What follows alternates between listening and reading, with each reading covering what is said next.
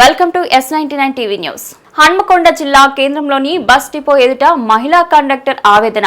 RTC లాభాల్లో ఉంది, మహాలక్ష్మి పథకం డబ్బులు ఇస్తున్నాం అంటున్నారు, మరి అవన్నీ ఎక్కడ పోతున్నాయి అంటూ ప్రభుత్వాన్ని నిలదీసిన మహిళా కండక్టర్. మాకు మీరు పెట్టిన గవర్నమెంట్ పథకాలలో ఆధార్ కార్డు పెట్టి మహాలక్ష్మిలో కానీ ఇచ్చిండ్రు. దాన్ని మా భుజాన వేసుకొని ఎంత కష్టంగా చేస్తున్నామో అది మాకు మాత్రమే తెలుసు. తీసుకొస్తున్నాం, ఎక్కించుకోబోతున్నాం, తీసుకొస్తున్నాం, పోతున్నాం. ఈపీకే కావాలని అడుగుతున్నారు. 50 మంది కెపాసిటీ బస్సులో 150 మంది 120 మంది ఎక్కుతున్నారు.